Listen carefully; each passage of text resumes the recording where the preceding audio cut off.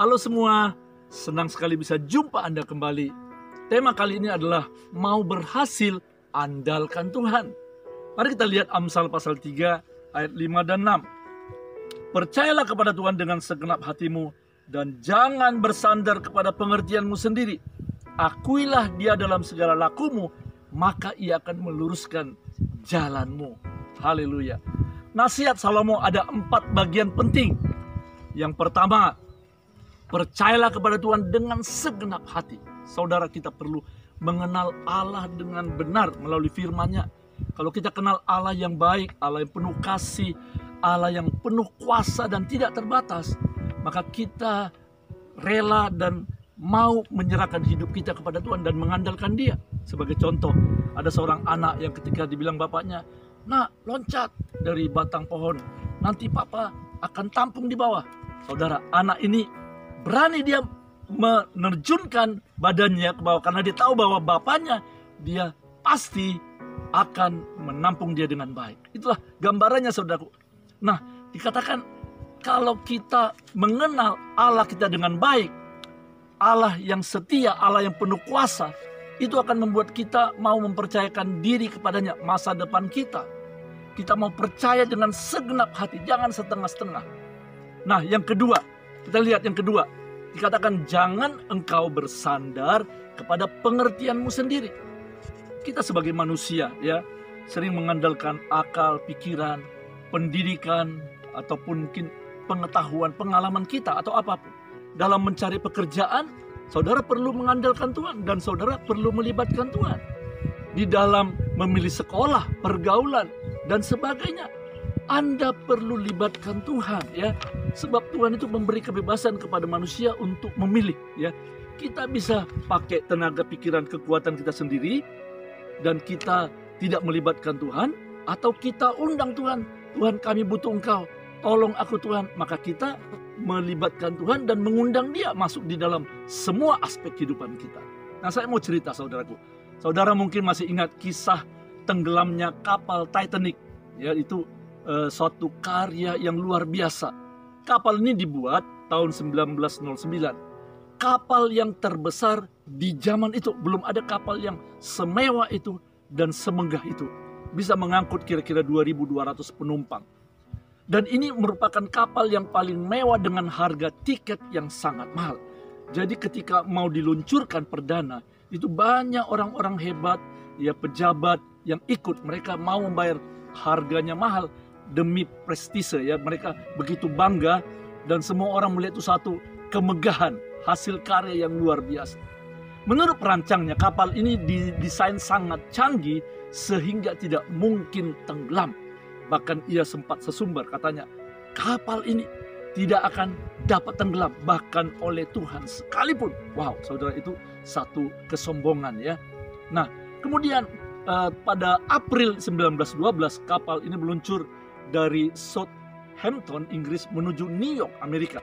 Namun apa yang terjadi? Saudara sudah tahu, dalam filmnya juga ada dikisahkan.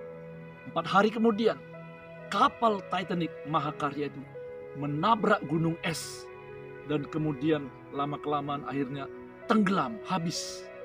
Kapal pesiar termewah itu pun tenggelam. Korban yang tewas mencapai 1.500 orang, termasuk Thomas Andrew yang perancangnya sendiri.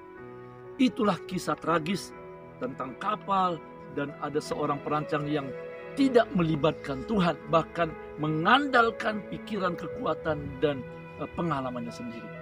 Saudara, melibatkan Tuhan dalam segala laku berarti kita bertanya dan berdoa terlebih dahulu. Atau minta nasihat teman atau hamba Tuhan sebelum memutuskan atau bertindak. Saya melihat dan memperhatikan ada banyak orang Kristen yang bertindak dulu, memutuskan dulu tanpa berdoa, tanpa mencari kehendak Tuhan, tanpa meminta nasihat. Mungkin karena mereka punya kemampuan, punya harta, punya pengalaman dan sebagainya. Lalu apa yang terjadi? Waktu berjalan ternyata mereka terbentur masalah. Ternyata mereka menemui jalan buntu. Ternyata mereka gagal. Dan mereka disitulah baru mencari Tuhan. Berdoa nangis-nangis, cari Tuhan, cari hamba Tuhan. Ya, itu yang terjadi, saudaraku. Dan apa yang kita lihat, bahwa orang yang mengandalkan kekuatannya sendiri dan tidak mengandalkan Tuhan sering menemui jalan buntu. Nah, dalam kesempatan ini saudara, saya mengajak kita supaya kita belajar dari Amsal pasal 3 ayat 5 dan 6. Nah, bagian keempat ayat tadi katakan, maka ia akan meluruskan jalan-jalan. Saudara, coba perhatikan. 3 bagian pertama itu adalah berbicara tentang apa yang perlu kita harus lakukan, ya. Dikatakan tadi, akuilah dia dalam segala lakumu, andalkan Tuhan dalam hidupmu, ya, percayalah kepada Tuhan dengan segenap hatimu. Itu bagian kita.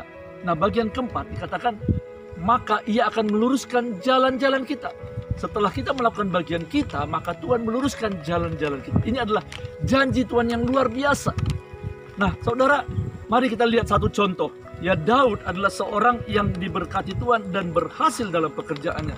1 Samuel pasal 18 ayat 14. Daud berhasil di segala perjalanannya sebab Tuhan menyertai dia. Bayangkan saudaraku, Daud berperang kemanapun, Daud bertempur dengan siapapun, dia menang. Karena apa saudaraku? Bukan karena kehebatannya, bukan karena kekuatannya, bukan karena strateginya yang memang luar biasa, tetapi karena ada Tuhan yang menyertai dia. Allah meluruskan jalan-jalannya. Allah yang mengurapi dia. Allah yang memberikan kepada dia hikmat, dan sehingga dia berhasil dalam pekerjaannya, dalam peperangannya, dalam pertempurannya. Contoh yang kedua adalah Yusuf. Dikatakan Yusuf juga adalah seorang yang selalu mengandalkan Tuhan dalam kehidupannya. Dan dikatakan di dalam Kejadian pasal 39 ayat 23, Yusuf diberkati Tuhan. Nah, saya bacakan saudara.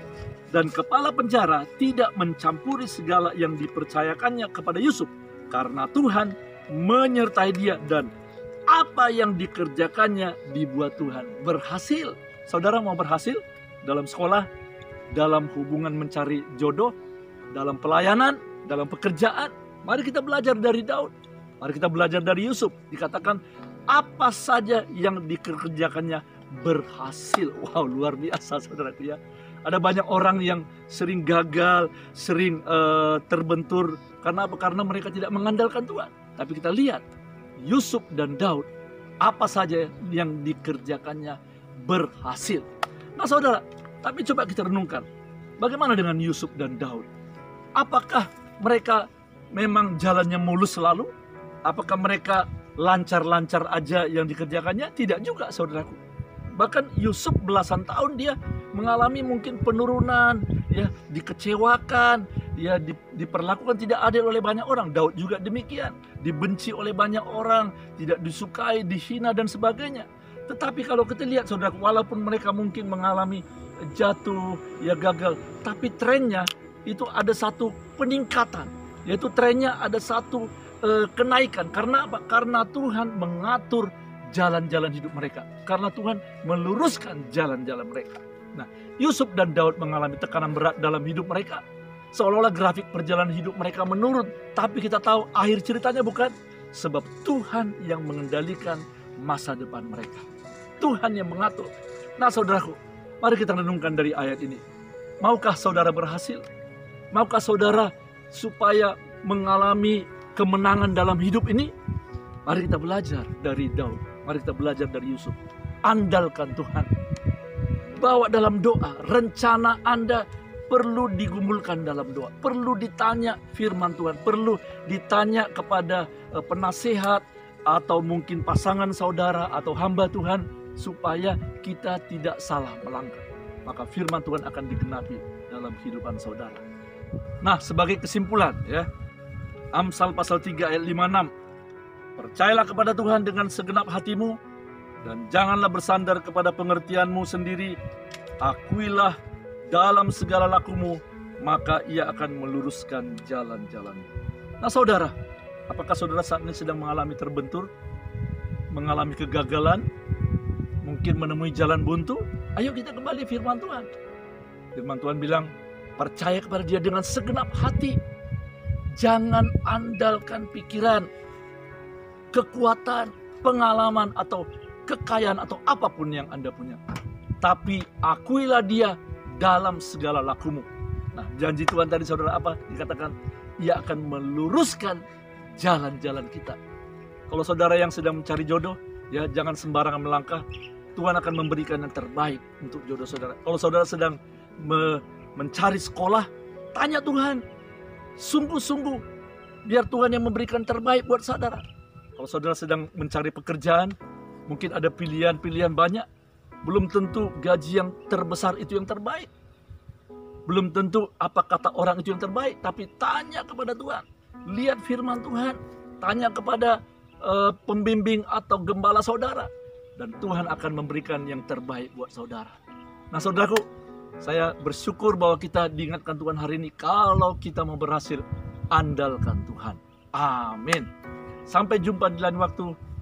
Keep on fire, be inspired. God bless you.